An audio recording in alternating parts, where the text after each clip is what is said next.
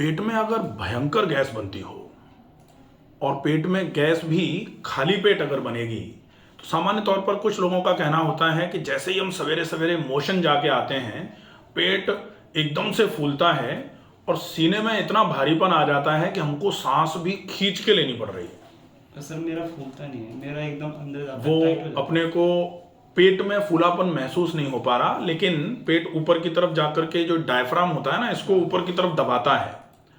अब पेट ऊपर की तरफ दबा रहा है अगर डायफ्राम को, तो फिर जो फेफड़े हैं, फेफड़े स्पॉन्जी हैं, अब स्पॉन्जी हैं तो डायफ्राम ने ऊपर की तरफ प्रेशर डाल दिया तो फेफड़े बेचारे दब गए। फेफड़े दबेंगे, अब आपको खींच के सांस लेनी पड़ेगी, ऐसा लगेगा जैसे दम घुट रहा है।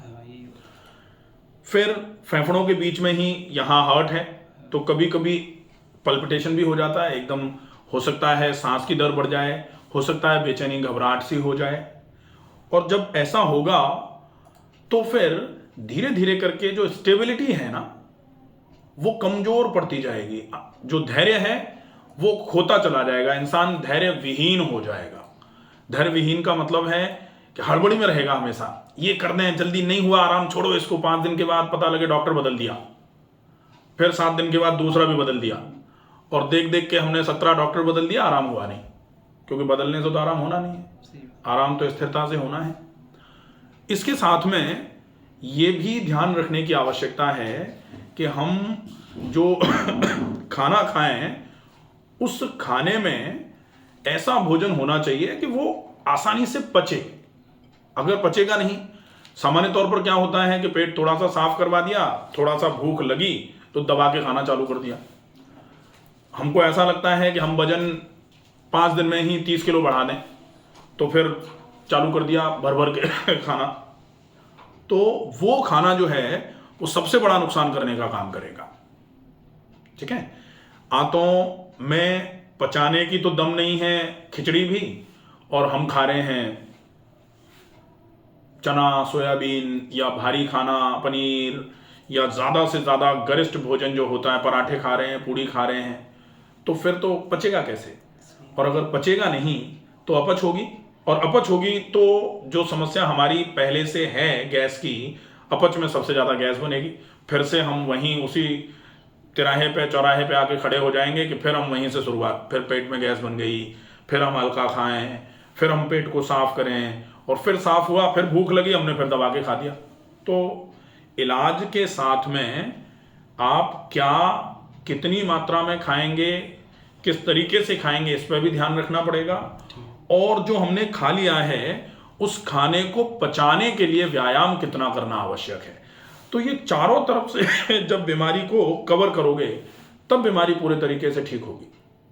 अगर हम ये सोचें कि केवल हल्का खा खा के हम ठीक कर लेंगे, नहीं होगी। अकेला व्यायाम ऐसा है जो बीमारी को ठीक कर सकता है, क्योंकि कहा जाता है कि अगर सही तरीके से व्यायाम करना चालू कर दिया जाए तो थोड़ा भारी खाना भी कुछ समय के बाद पचना चालू होगा। ऐसा नहीं है कि आज व्यायाम किया और शाम को ही आलू के पराठे चेप दिए, फिर तो नहीं होगा, गड़बड़ हो जाएगा। लंबे समय तक अगर आप अच्छे तरीके से व्यायाम करोगे तो फिर पाचन की क्षमता बढ़ जाएगी, पाचन की क्षमता बढ़ेगी तो भारी खाना भी पचना चालू हो जाएगा। उसके केस में भी आपको व्यायाम के साथ में पहले पहले तो अच्छा खाना खाना ही पड़ेगा ना। अब व्यायाम और अच्छा खाना 2 चीजें हो गई। थोड़ा सा आंतों की ताकत को बढ़ाने के लिए कुछ प्राकृतिक इलाज का ध्यान रख लिया, थोड़ा अपनी जीवन शैली में हल्के से परिवर्तन कर लिए, जो आजकल बिगड़ते चले जा रहे हैं नियम। सवेरे जल्दी जगना है, खाने का टाइम निर्धारित कर लो कि भाई इसी समय खाना है, सोने का टाइम निर्धारित कर लो कि भाई इतने समय तक हमको सो जाना है, ये हो जाए, और थोड़ा परहेज करो। ये जो समस्या है पेट में गैस बनने की, ये खत्म ही हो जाएगी। इलाज में सबसे पहला इलाज जो है वो, पेट में गैस अगर बन रही है तो खाने में जो हम खा रहे हैं उसके हर ग्रास को इतना चबा के खाओ कि वो बिल्कुल पेस्ट बन जाए, इतना पेस्ट बन जाए कि अगर उस पेस्ट को ऐसे निकालो मुंह में से बाहर और ऐसे करके, तो एक तो आटा होता है ना दरदरा होता है, और एक आटा होता है बिल्कुल महीन, तो वो इतना पेस्ट कर दो कि ऐसे करके जब हाथ में ऐसे करके चलाओ तो बिल्कुल दरदरा ना लगे, दाने नहीं लगे उसमें। अब इतना पेस्ट करने के लिए तो चबाना पड़ेगा अच्छे तरीके से। और यकीन मानो कि जिस दिन इतना चबा के खाना चालू कर दिया, अमाशय में पहुंच करके अमाशय अपना पूरा काम करना चालू कर देगा। जैसे मेरे पास कोई फाइल लेके आ जाओ जो बाहर से पूरी फिल होके आनी चाहिए, अब वो भर के अगर मुझे नहीं देंगे तो मैं उनका काम करूंगा तो मेरा काम मैं छोड़ दूंगा, यही तो होगा। तो पेट का भी तो यही हाल है, दांतों का काम दांतों से नहीं करेंगे, पेट से करवाएंगे तो पेट फिर दांतों का काम करता रहेगा, अपना काम छोड़ देगा। और कोई अगर दूसरा व्यक्ति किसी दूसरे का काम करता है तो कहा जाता है ना कि जाका काम उसी को साजे, दूजा करे तो डंका बाजे। तो ऐसा ही होता है कि दांतों का काम दांतों से न लेते हुए पेट से अगर लिया जाएगा तो फिर पेट में इतनी गैस बनेगी कि डंके टाइप का बार बार करके फिर गैस रिलीज होती रहेगी। और ये भी चलो ठीक होता है कि गैस रिलीज होती रहे, डकार आती रहे, एनस से गैस पास होती रहे तो ठीक है। अगर ये पास होना रुकी, बवाल तो तब होता है। गैस अगर पास नहीं हुई, डकार नहीं आई, तो कभी कभी ऐसा लगता है कि आंखें और सिर फटने को हो जाता है। ऐसा लगेगा जैसे कैसे भी करके 2 डकार आ जाएं। तो जनरली लोग क्या करते हैं, सोडा पी लिया या फिर इनो पी लिया या फिर कुछ और ऐसा खाया पी लिया जिससे थोड़ी डकार आ जाए। 1-2 थोड़ी देर डकार आती है तो जो बनती हुई गैस है उसमें से कुछ गैस निकल जाती है, लेकिन उससे गैस बनना तो बंद नहीं हुई ना। अब जो गैस निकल गई, थोड़े समय के लिए आराम मिला, फिर गड़बड़ हो गई। तो गैस के बनने का प्रोसेस खत्म करना पड़ेगा। अच्छा, और आज चलो ठीक है, मान लो आपने पीपीआई ले लिया, पेंटाप्रोजोल ले लिया, एसोमेप्रोजोल ले लिया या फिर अमेज ले लिया या फिर और भी लांसोप्रोजोल, बहुत सारी दवाइयां आती हैं जो पीपीआई कही जाती हैं, जो एसिड रिलीज को रोकने का काम करती हैं। अब ये दवाई तो ले ली हमने, लेकिन इससे बनी हुई गैस आज तो रुक जाएगी, लेकिन गैस का बनना जिस वजह से है, जब तक वो वजह खत्म नहीं होगी तब तक गैस बनना बंद नहीं होगी। और वजह सबसे बड़ी होती है, या तो खाना भारी खाया जा रहा है या हल्के खाने को गलत तरीके से खाया जा रहा है। एक तो ये वजह हो गई, और दूसरा आंतों पर खून की चाल कम हुई है, डाइजेस्टिव सिस्टम की वीकनेस आ गई है, पाचन तंत्र कमजोर होना चालू हो गया है क्योंकि व्यायाम नहीं करे जा रहे हैं।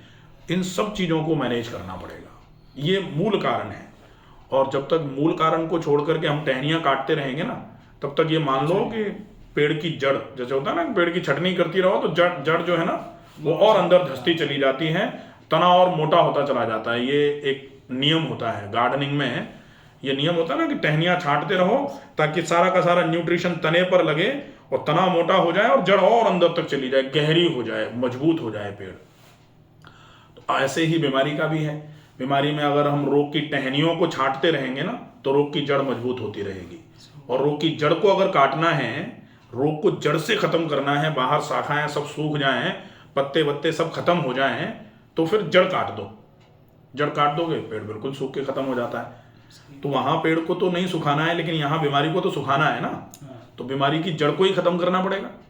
और बीमारी की जड़ को खत्म करने के लिए खाने को चबा के खाना सबसे बड़ा इलाज है। दूसरे नंबर पर शाम का खाना, जल्दी खाना सबसे बड़ा इलाज। ये इलाज है, ये ऐसी चीजें नहीं है। हम जनरली सामान्य तौर पर लोगों से पूछते हैं, अच्छा चबा के खाते हैं? हाँ साहब चबा के खाते हैं। अब पता लगाया, सामने खड़े होके देखा तो 3 मिनट में तो सारा ही खत्म कर दिया। यही हो रहा है। कभी कभी ये भी होता है कि लोग 20 मिनट तो लगा रहे हैं, लेकिन 30 लोग बैठे हैं एक साथ, या घर में 4 लोग हैं तो 4 एक साथ बैठे हैं, तो 30 मिनट में से 27 मिनट तो बात करने में निकाल रहे हैं, 3 मिनट में खाना खत्म कर दिया। तो मिनट तो 30 लगे, लेकिन खाने को सिर्फ 3 मिनट मिले, बाकी तो बातों में निकल गया। अब बातों में निकलने को तो चबाना नहीं कह सकते ना, तो खाने को चबा के खाना चाहिए। दूसरे नंबर पर शाम का खाना जल्दी खाना चाहिए। तीसरे नंबर पर यह विशेष ध्यान रखना है कि जब तक पाचन तंत्र मजबूत नहीं हो जाए तब तक भारी खाना नहीं खाना है। जैसे होता है ना, छोटे पहलवान को हम छोटे डंबल देते हैं ना, अगर छोटा पहलवान है डंबल दे दो 250 किलो के तो उसकी हड्डी ही टूटनी है। तो ऐसे ही होता है कि पाचन तंत्र कमजोर है, छोटा है, कमजोर है, तो उसको हम भारी खाना नहीं देंगे, उसको भारी डंबल नहीं दिए जा सकते। इसी तरीके से अपने को पाचन तंत्र में हल्का सुपाच्य, जल्दी पच जाने वाला, और धीरे धीरे करके जब पाचन तंत्र की शक्ति बढ़ाते जाओ, छोटे पहलवान की शक्ति बढ़ती जाएगी, वो डंबल का वेट जो है बढ़ाता जाएगा अपने आप। एक समय आएगा कि जब खूब सारा वजन उठाने के लायक हो जाएगा, उसको खूब वजन दो, कोई इशू नहीं है। ठीक है, तो ये विशेष ध्यान रखना पड़ेगा। कुछ ऐसे इलाज हैं जिनका उपयोग भी कर सकते हैं। इलाजों में बहुत अच्छा इलाज है कि जैसे पेट में बहुत गैस बनती है, पेट का गर्म ठंडा सेक और गीला कपड़ा, पेट पे गर्म पानी की थैली 2 मिनट के लिए, ठंडे पानी का गीला कपड़ा 1 मिनट के लिए, 2:1:5 टाइम्स, और उसके बाद ठंडे पानी का गीला कपड़ा 20 मिनट के लिए रख दो। तो इससे आंतों पर बार बार करके गरम ठंडा फैलना सिकुड़ना ये हुआ। उसके बाद ठंडे पानी का गीला कपड़ा रखा, सिकुड़ी रही। इससे आंतों की टोन बढ़ेगी, आंतों की मांसपेशियों की टोन बढ़ेगी, तो पाचन तंत्र की शक्ति बढ़ेगी खाने को पचाने की। आंतों पर खून की चाल बढ़ेगी, आंतों पर ऑक्सीजन बढ़ेगा, आंतों पर खून के साथ में न्यूट्रिशन बढ़ेगा, तो आंतों मजबूत हो जाएंगी, बढ़िया रहेगा। ठीक है, इसके बाद अब बारी आएगी परहेज की। तो परहेज में विशेष रूप से कुछ ऐसी चीजें जो नहीं पच रही हैं, जैसे गेहूं, थोड़ा परहेज पे डाल दो। जैसे दूध परहेज पे डाल दो। दूध में क्या परहेज पे डालना है? दूध और दूध से बनी मिठाई, बाकी छाछ और दही का उपयोग कर सकते हैं।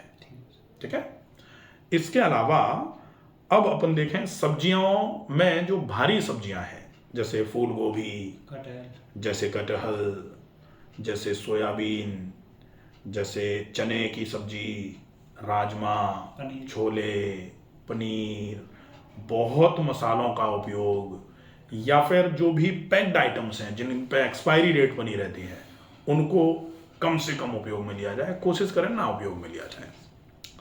मैदे से जो भी चीज बनती है, चाहे वो समोसे कचौड़ी हो और चाहे वो बिस्किट हो, कोशिश करो जब तक पाचन तंत्र मजबूत नहीं हो जाता तब तक तो कम से कम नहीं खाया जाए, बढ़िया रहेगा। इसके बाद फिर ध्यान रखो पानी का। तो जल को जीवन माना जाता है। आजकल ये कहा जा रहा है कि हमको प्यास ही नहीं लगती, पानी कहाँ से पिए?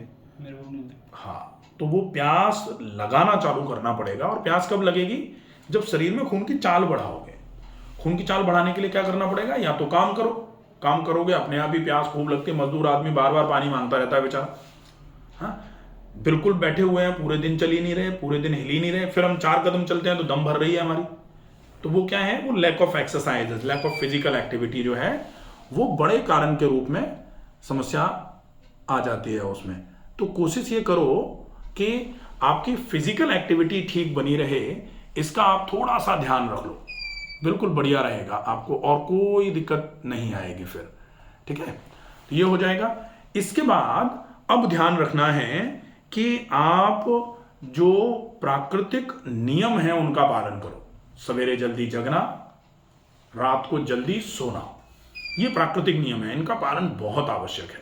अगर इतना कर लेते हैं तो निश्चित ही ये जो भयंकर गैस बनती है ना, इसमें बिल्कुल आराम मिल जाएगा। ठीक है, बाकी अगर कोई दिक्कत लगेगी मेरे नंबर होंगे, मुझे व्हाट्सएप पर मैसेज कर सकते हैं। ठीक है, गोला भी बनता है, भूख तो बिल्कुल नहीं लगती मेरे को। वो पेट में जब गैस बनेगी तो ये सारी चीजें गोला बहुत कॉमन चढ़ता है सर, गोला पेट गैस जब गर्म होती है, जैसे एग्जॉस्ट हमेशा ऊपर लगाया जाता है। क्यों लगाया जाता है?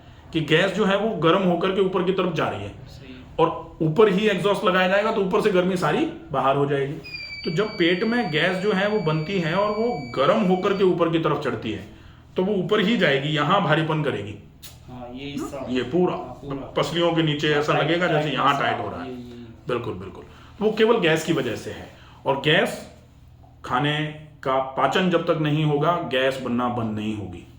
ठीक है, इतना ध्यान रखो, बिल्कुल क्लियर हो जाएगा, कोई दिक्कत नहीं।